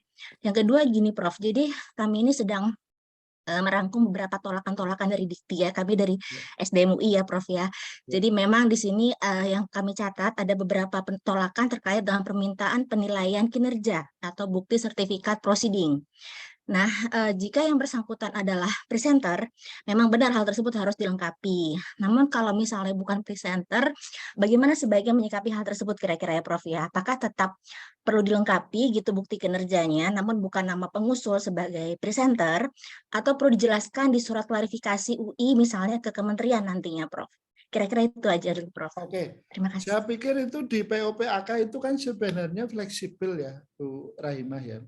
Jadi yang penting itu bukti artikelnya itu ada, kalau itu terbit di proceedingnya itu ada. Iya betul. Ya, kalau misalkan sertifikatnya dia mengklaim sebagai ini berarti karena kalau artikel yang itu kan ada berbagai macam. Ini jenis jenis kegiatan atau jenis hasil kegiatan. Ada artikel dipresentasikan, terbit di proceeding, ber-ISBN. Ada artikel tidak dipresentasikan, kemudian terbit di proceeding per ISBN. Nah, itu ada kategori-kategorinya sebenarnya, Bu. Nah, kalau misalkan untuk kasus misalkan memang dia pernah misalkan mempresentasikan tetapi buktinya nggak ada. Nah, daripada repot sulit, kan bisa dimasukkan misalkan dinilai artikel yang misalkan diterbitkan di proceeding ber ISBN tapi tidak ada bukti bukti presenter gitu. Daripada nyari ke dahulu karena dicari-cari pun misalkan nggak ketemu. Nah, kan bisa dinilai. Biasanya saya menyarankan ke teman-teman pada saat pendampingan ya dinilai yang paling memudahkan dosen. Ya. Karena itu kalau misalkan ditolak karena suruh melengkapi ini sertifikatnya presenter mana nggak ada gitu kan. Nah, ini kan jadi sulit. Ya. Jadi kalau misalkan dia punyanya hanya artikelnya ada di dalam proceeding, identitas proceedingnya juga bisa diketahui. Di situ ada ISBN-nya, misalkan kalau dia diupload ada ini website proceedingnya juga bisa di-track. Kemudian penyelenggaranya juga bisa di-track di situ. Artinya karya itu correct and legitimate. Nah, itu kan bisa dinilai. Ya. Jadi mestinya itu fleksibel ya. Nah, kadang-kadang betul. Penilai ini kan ratusan, Bu, ratusan. Ada yang kadang dia seharusnya sudah bisa memberikan expert judgment dari kondisi yang ada supaya hal yang seperti itu tidak memperlama proses. Ya. Jadi ini cocoknya sebenarnya masuk kemana gitu ya. Terima kasih. Baik, Prof. Jadi intinya adalah kalau misalnya memang yang bersangkutan bukan presenter tapi diminta bukti kinerja tadi oleh kementerian karena penolakan tadi ya, Prof ya. Itu sebenarnya kita bisa mengklarifikasi gitu ya, Prof ya. Bahwa ini tidak dibutuhkan. Iya. Jadi tidak kalau misalkan sertifikatnya tidak temukan terus mandek gitu ya janganlah. Jangan maksudnya jadi bingung nyari sertifikat ya jangan ya. Kan yang penting sudah ada artikelnya yang terbit, proceedingnya juga ada gitu ya. Ya betul, terima kasih Prof Tikno, Pak Arief.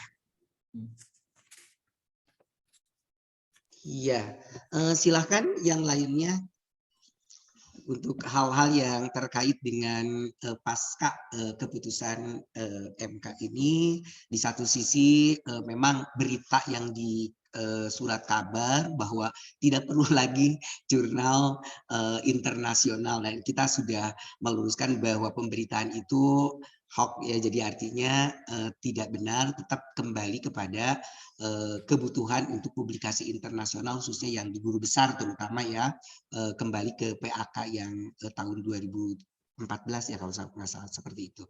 Silakan Bapak Ibu yang lainnya dipersilakan untuk kasus yang dihadapi oleh Bapak dan Ibu. Silakan Pak Herdis. Prof Tikno, terima kasih penjelasannya, sangat komprehensif.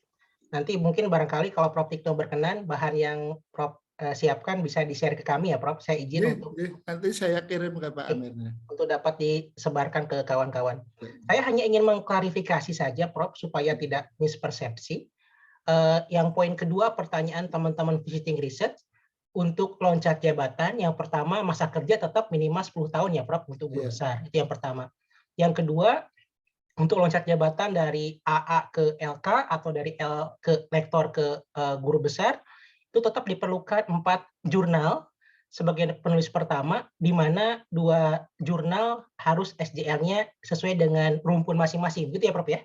Kalau tidak salah rumpun agama itu 0,25, rumpun sosum 0,5, rumpun sosum 0,4, rumpun sains itu 0,5 ke atas. Jadi tetap harus ada 2 jurnal, ada 4 jurnal, di mana 2 jurnal harus sebagai penulis pertama dengan SJR sesuai dengan rumpun masing-masing. Gitu ya, Prof ya? Itu yang tertulis di POPAK masih tertulis demikian kan, tidak dihapus. Nah, itu tidak dihapus di PAK pasca putusan MK, gitu, Prof ya? Ya, tidak. Nah, baik. Nah, selanjutnya pertanyaan saya bahwa bisnis prosesnya sebenarnya sama persis dengan PAK 2014 atau 2019. Hanya saja ada beberapa penyesuaian.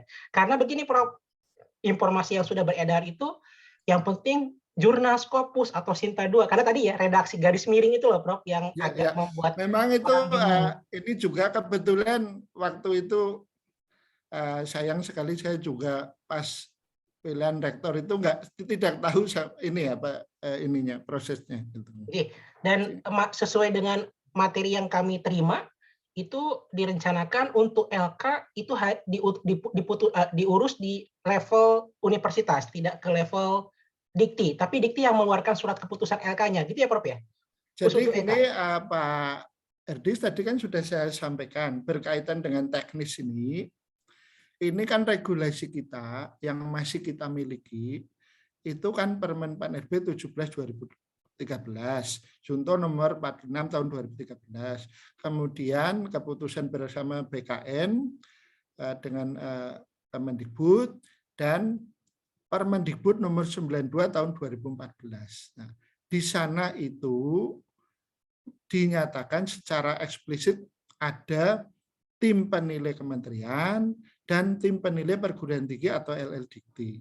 Nah, ini kan respon terhadap putusan MK ini kan harus cepat dan kementerian sudah mengeluarkan kebijakan akan ada integrasi. Ya.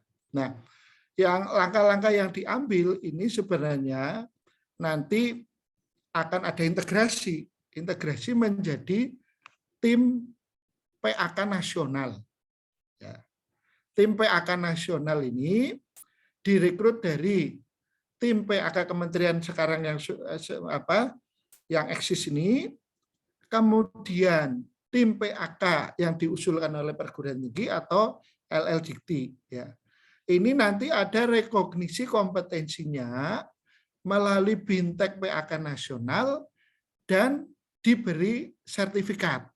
Nah, tim PAK nasional ini nanti yang bisa dipakai oleh perguruan tinggi untuk menilai lektor kepala.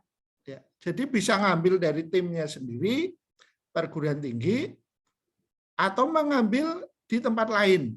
Ya. Yang penting tim PAK itu tim PAK yang sudah lolos ya seperti uji kompetensi lah gitu ya. Nanti ada diberi sertifikat, ada proses BIMTEK dan ada ujiannya. Nah, kemarin sudah diselenggarakan 1 kali. Nah, nanti aplikasi di sistem aplikasinya ini memang sedang diupdate ya, sedang diupdate. Kebetulan saya bukan yang di bagian ini aplikasi itu, hanya melihat ini informasinya mendengar informasinya aja. Makasih. Ya, terima kasih Prof. Ya. Ya, semakin jelas ya Pak Herdis ya. Jadi, oke, sudah ada yang lain lagi, ada Bu Lupi dengan Pak Boge. Silakan Bu Lupi, kemudian langsung Pak Boge, lalu dijawab sekaligus. Silakan Bu. Terima kasih Pak Amir. Assalamualaikum warahmatullahi wabarakatuh. Terima kasih telah dibuat acara ini kepada Pak Herdis Sil. Kepada Prof. Sutikno, saya ingin konfirmasi kembali intinya kan yang dihapus adalah not tambahan itu ya. Kembali lagi kepada yang semula. Nah, di situ kan tertulis dihapusnya untuk profesor ya, guru besar tuh masa kerja itu 10 tahun. Tapi tadi Prof mengatakan bahwa seorang profesor itu minimal harus punya pengalaman 10 tahun. Apa bedanya masa kerja dengan pengalaman? Apakah kalau dalam persepsi saya masa kerja itu menjadi dosen tetap gitu ya, apakah benar ya? Kalau pengalaman itu di UI pun sebagian besar pasti lebih dari 10 tahun ya sebelum menjadi dosen tetap. Apakah itu bisa dijadikan acuan bahwa walaupun masa kerjanya belum 8 tahun, tapi pengalaman menjadi dosen sudah 10 tahun, apakah bisa diajukan sebagai guru besar gitu. Itu pertama. Kemudian saya masih bingung dengan tidak perlu review lagi, tadi walaupun tadi dari Bu Mutia sudah menanyakan, karena di situ jelas bahwa tidak perlu review. Nah, tadi Prof mengatakan yang dimaksud tidak perlu review itu adalah bukan berarti tidak dicek plagiarisme dan sebagainya, itu saya setuju. Tapi problem kita kan mereview itu menilai detail ya dari bab dari abstrak dan seterusnya ya, dari pendahuluan, metode dan seterusnya. Nah, apakah formnya itu akan berubah, bukan seperti itu penilaiannya lagi, tapi berfokus pada tadi ya uji validitas dari si papernya atau seperti apa begitu. Karena selama ini kalau di review itu nilainya nggak pernah maksimal. Jadi kayak ada kesepakatan tidak tertulis bahwa nilai publikasi udah tahu jelas dia Scopus Q1 misalnya, tapi tetap saja tidak diberikan nilai yang maksimal. Jadi mungkin itu saja. Terima kasih, Prof. Terima kasih, Pak Amir. Ya, terima kasih Bu Pak Lupi ya. Mungkin sedikit menambahkan ya informasi. Kalau kita lihat di Permen Pan RB-nya, Permen Pan RB nomor 46 tahun 2013, pasal 26 ayat 3, huruf C angka 4, ini kan syarat untuk menduduki jabatan profesor itu memiliki pengalaman kerja sebagai dosen. Ya. Pengalaman kerja ya, sebagai dosen paling singkat 10 tahun. Ya. Jadi ini paling singkat 10 tahun kan berkaitan dengan masa kerja 10 tahun. Ya. Ini apakah ada dimaknai lain, saya kurang paham juga. Ya. Kemudian pengalaman kerja, maksudnya apa pengalaman lain-lain atau gimana ini ya? Jadi kalau saya sendiri memaknai ini sudah ini ya, sudah cukup jelas ya, bahwa syaratnya ini kan memiliki pengalaman kerja sebagai dosen paling singkat 10 tahun. Ya ditunjukkan misalkan dengan SK sebagai dosen pertama kali sebagai dosen pengangkatannya kapan ya, TMT-nya. Nah, ini kan dihitung dari 10 tahun ya. Berkaitan dengan bagaimana konten pengalamannya itu mungkin tidak sampai ke sana, detail ke sana ya. Mohon maaf, bukan itu maksud saya, Prof. Ya, gimana tadi mungkin ya? Iya, note-nya tadi kan menghapus bahwa untuk menjadi guru besar itu kan tidak perlu 10 tahun. Yang note yang dihapus itu loh, Prof. Kemudian kan kembali tadi ke bukan tidak perlu 10 tahun, Bu. Ya. Itu syarat tambahan. Jadi iya, syarat tambahan yang kan mengatur syarat tambahan yang berkaitan dengan masa kerja. Jadi kan di situ diatur ya, diatur untuk dosen yang masa kerjanya misalkan 10 sampai dengan 20 tahun, maka diberi tambahan gitu kan. Padahal di Permen Pan RB itu kan tidak ada ketentuan itu ya. Di PUPAK itu ada syarat tambahan, dikecualikan misalkan ini untuk dosen yang misalkan yang masa kerjanya baru 10 sampai 20 tahun, dia boleh menduduki jabatan profesor dengan syarat tambahan itu ya. Nah, sekarang menjadi lebih mudah dikembalikan semula. Artinya dosen yang masa kerjanya 10 sampai 20 tahun tidak perlu syarat tambahan. Ya, bukan berarti dimaknai ketentuan 10 sampai 20 tahun itu dihapus tentang masanya itu loh, bukan masanya, tetapi syarat tambahannya. Ya, Prof, saya salah, Prof. Terima kasih. Kemudian berkaitan tadi yang kedua, tidak perlu review lagi, tidak dicek ini.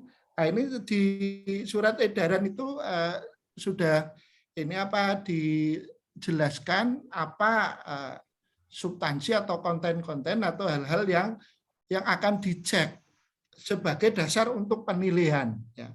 Tentunya karena ini tugasnya menilai ya, ngecek misalkan ada pelanggaran integritas atau tidak, itu di surat edaran sebenarnya sudah disebutkan misalkan kesesuaian topik artikel dengan skup jurnal, kemudian dengan kompetensi dosen, kemudian berikutnya masalah integritas. Ya, sebenarnya ini yang menjadi krusial di kita kan masalah integriti. Ya.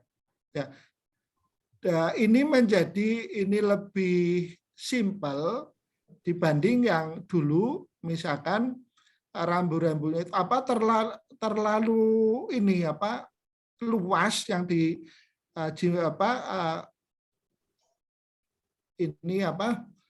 penilai itu bisa memberikan komen luas karena itu bergantung kepada expert judgment dari masing-masing penilai. Nah, ini dalam rangka ini melaksanakan atau menindaklanjuti putusan MK, maka pemeriksaannya dengan didukung misalkan database tadi yang sudah kredibel dan selalu update, lebih ke hal-hal yang substansial, ya, misal bisa mempercepat proses penilaian. Misalkan kalau jurnalnya sudah oke, ya tinggal dicek apakah artikelnya sudah sesuai atau tidak ya dengan skupnya. Kemudian ada integritas atau tidak ya. Karena misalkan di jurnal yang kadang-kadang untuk kasus misalkan contoh misalkan Asian Journal of teknologi atau kasus yang kemarin yang heboh tentang penggunaan astomisin dan hidroklorokin atau itu kan untuk misalkan pengobatan COVID-19 gitu. Nah, itu kan kalau kita lihat sekilas itu jurnalnya reputable, kemudian yang menulis juga ada salah satu anggota dewan di Perancis, kemudian siapa yang tidak misalkan percaya gitu kan kalau melihat orang-orangnya. Kemudian jurnalnya juga nampak seolah-olah bagus, tapi begitu ada seorang peneliti, ini menjadi isu internasional yang kita juga ikut membahas, atau saya sendiri karena bukan bidangnya hanya membaca saja. Kemudian masuk ke ini ke ranah ini publikasi yang juga mereka peneliti sampai juga menuliskan atau menguji bagaimana kinerja jurnal itu, ya seperti yang dilakukan oleh Rebout itu kan dia kemudian membuat semacam argumentasi yang dituliskan dalam artikelnya, kemudian dia juga menguji jurnal tersebut dengan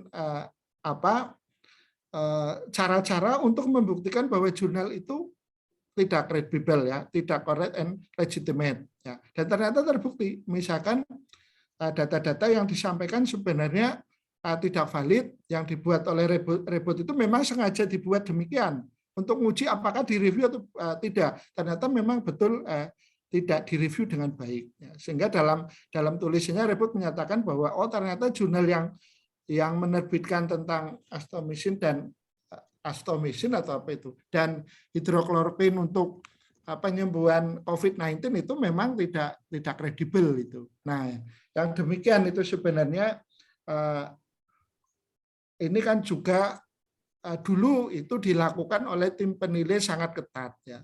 Cuma memang kita tim penilai di kita ini angka kredit di Indonesia, kalau kita lihat itu sudah sangat kalau kita lihat baca-baca di jurnal tentang research integrity, kemudian tentang hijack jurnal, kemudian tentang predatory jurnal, kita itu sudah sejalan, ya, on the track dengan pendapat-pendapat pakar di dunia. Cuma memang sayang, kita itu atau saya sendiri juga jarang menuliskan dalam tulisan ilmiah. Ya, kita sudah menyampaikan dalam forum-forum ilmiah seperti ini. Tetapi itu sebenarnya temuan-temuan kita selama penilaian UGB untuk kondisi GB kita, lektor kepala kita, itu menjadi temuan yang sebenarnya sangat saintifik, ya, bisa dipublikasi di internasional. Karena banyak juga yang disampaikan gagasan-gagasan dari para penulis di jurnal internasional tersebut tentang riset integrity itu sudah kita lakukan, ya. Terima kasih. Iya, alhamdulillah penjelasan yang cukup luas sekali terkait dengan hal itu. Terakhir mungkin Pak Boge, ya, silakan Pak Boge. Terima kasih, Prof. Ya, terima kasih Pak Amir sudah berkenan untuk memberikan waktu ke saya. Juga terima kasih Pak Herdis yang sudah menginisiasi acara ini. Prof Tikno, ada yang perlu saya klarifikasi sedikit, Prof, karena posisi saya sudah mengajukan GB, Prof, juga agak lama, terutama di LL Dikti. Ya, saya di LL Dikti 7, Prof. Saya dari Universitas Merdeka Malang, Prof. Nah, posisi per tanggal 13 Mei kemarin itu sudah terkirim ke Dikti, Prof. Gitu. Nah, pertanyaan saya yang pertama, karena saya harus mengikuti semua seperti yang Pak Amir sampaikan tadi. 13 Mei itu usulan awal, ya, Pak? Atau perbaikan? Awal ke Dikti, Prof. Tikno. Ya? Iya. yang agak lamanya di LL Dikti, Prof. Iya, gitu. Jadi awal ke Dikti itu per 13 Mei kemarin. Lah, terus apakah punya saya itu diperlakukan seperti yang baru ini, begitu Prof ya, itu yang pertama. Terus kemudian yang terkait ini Prof, kalau nggak salah di aturan yang lama itu ada aturan kalau yang masa kerjanya itu sudah di atas 20 tahun, maka pemberlakuan SJR untuk artikelnya itu macam saya di sosial humaniora itu 0,1. Begitu, lebih dari Prof. 0,1, Pak. Iya, lebih dari 0,1. Insya Allah saya ada dua itu yang sebagai penulis utama, yang satunya 0, ini ya saya penulis pertama Pak, syaratnya penulis pertama. Iya, penulis first author, Prof. Ya. Itu dan yang satunya 0,4 sekian. Itu insya Allah memenuhi. Ya, apakah itu masih berlaku begitu loh, Prof? Aturan itu yang masa kerja di atas 20 tahun dengan SJR 0,1 itu tadi, Prof. Itu.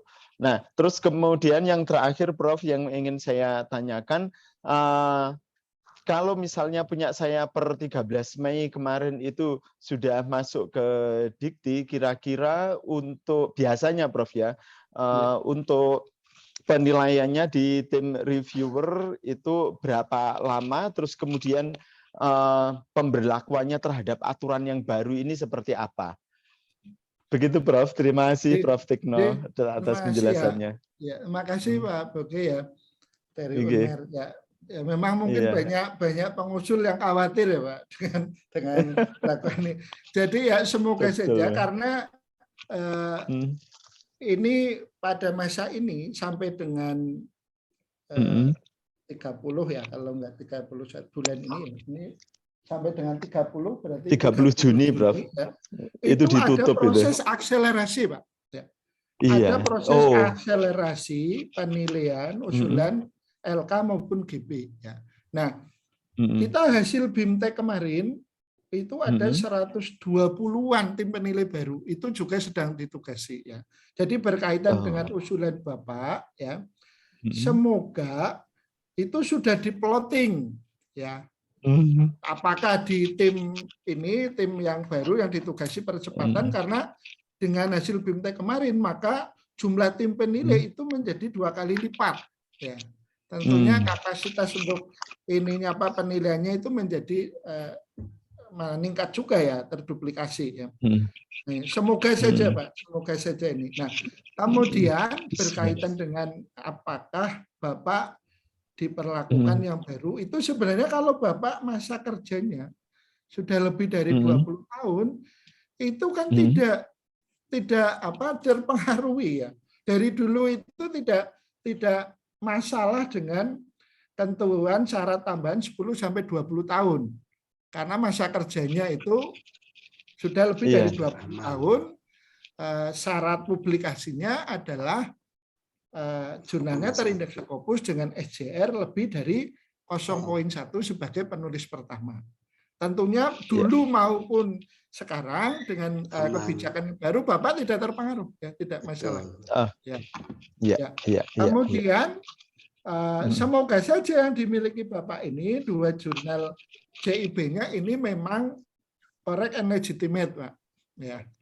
Jadi betul ya, benar dari sisi syarat mutu artikel dan mutu jurnalnya itu kan, kalau dicek di sana betul bukan jurnal reject ya, dan bukan jurnal predator. Kemudian secara substansi kalau dibaca juga bisa diterima di bidang keilmuan Bapak ya.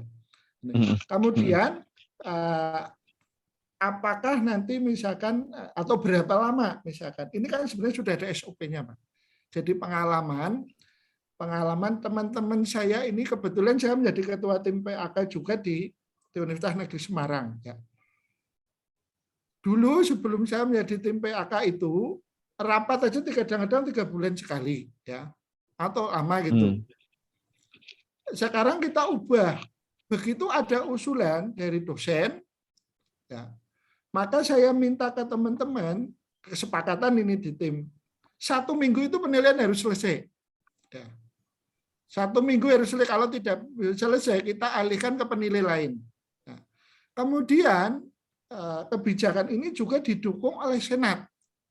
Begitu ada ini pengusul GB ataupun lektor kepala yang lolos di tim penilai, rapat Senat itu segera.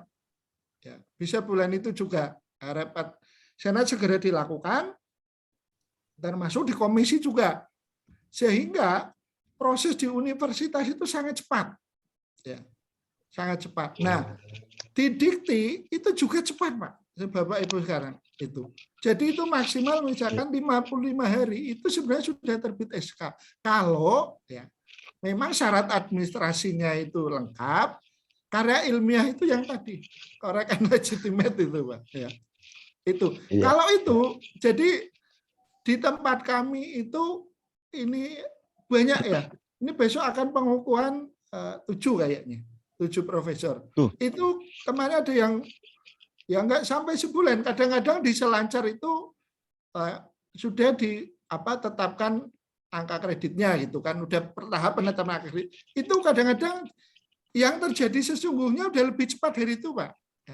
Jadi kalau nih Bapak misalkan buka di selancar penetapan angka kredit, nanti tiba-tiba SK turun karena memang sudah lebih dulu, ya, lebih cepat antisipasi itu. Ya, itu ini saja saya ceritakan yang terjadi itu, yang dilakukan itu udah lebih cepat dari status di selancar itu. Ya, nah pengalaman itu banyak juga teman-teman yang 1 bulan itu SK sudah keluar.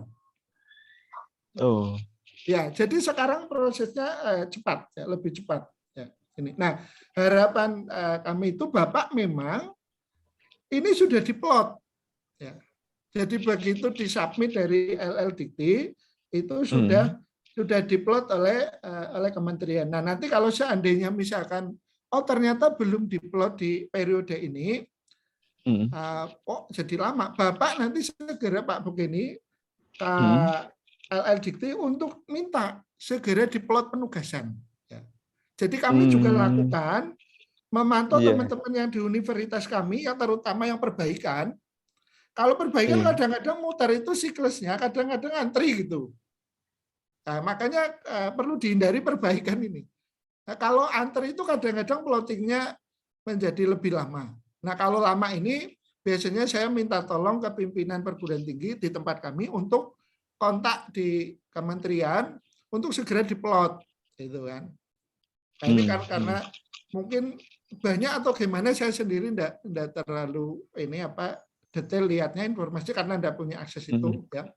Nah, sehingga saran kami kalau Bapak nanti misalkan ini belum diplot, apakah karena ada update sistem atau apa, nanti segera minta ke LLDikti untuk perbaikan. Nah, kemudian pengalaman dari teman di tempat saya itu, pada saat kami rapat di tim PAK di universitas itu sudah lolos, karyanya sangat bagus. Cuma memang belum 20 tahun. Dengan kebijakan yang dulu, itu kan harus ada syarat tambahan membimbing. Saya cek juga sudah punya, filenya juga ada. Tapi begitu penilaian, ternyata lupa tidak diupload. Itu kan sayang sekali, aduh. Ini lupa tidak diupload, sehingga itu balik lagi. Nah, balik lagi ini kan terus dia terkunci karena ditutup sementara 1 bulan ini. Ya artinya nanti nunggu nanti 1 Juli dibuka lagi, dia bisa ngupload perbaikannya. Ya, makasih. Oke, terima kasih Prof. Tikno. Terima Pak kasih. Boge, mudah-mudahan lancar Pak Boge ya. Iya Pak Amir. Sama dengan Pak Amir. Terakhir sebelum kita tutup ada yang raise hand terakhir, Prof. Mulyadi, mangga Prof. Silakan. Ya, terima kasih Prof. Tikno. Terima kasih. Saya Mulyadi dari FK nih. Nah ini kemarin itu kan sebelum ada putusan MK itu Prof, ada beberapa berkas yang sudah ada di DITI ditolak ya, karena ada kurang tadi syarat khusus tadi, terutama yang bimbingan. Jadi katanya yang membimbing itu adalah yang tugas akhir, jadi nggak termasuk proposal atau usulan. Nah sekarang kan keluar surat MK yang menyatakan itu tidak berlaku lagi. Nah Nah, apakah keputusan dari Dikti tadi itu sudah terkoreksi atau kita harus membuat usulan lagi bahwa syarat tadi sudah dihilangkan sesuai dengan aturan Dikti yang baru, gitu, Prof. Oke. Ya.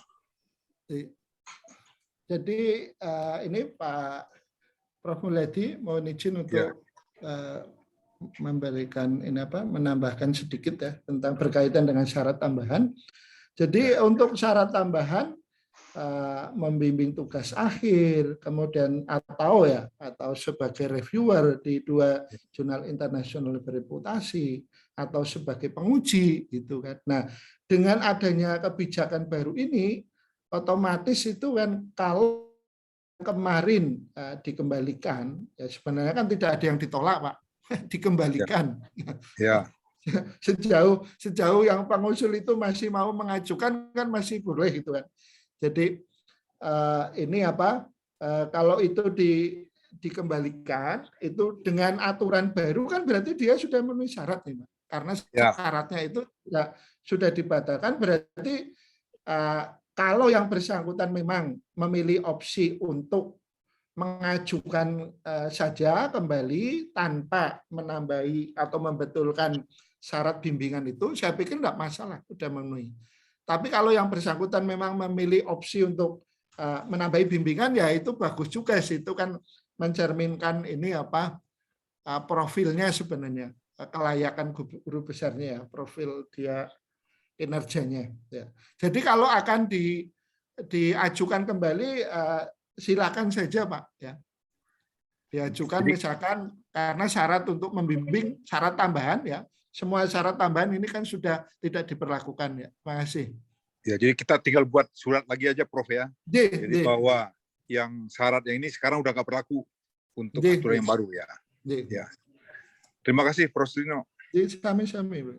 Oke, alhamdulillah Bapak Ibu, kita sudah berdiskusi terkait dengan kegalauan, ya, kegelisahan tentang adanya keputusan dari MK terhadap PAK ini, dan insya Allah Prof. Sutikno semua yang hadir di sini adalah sangat produktif di dalam mempublikasikan karya ilmiahnya ya.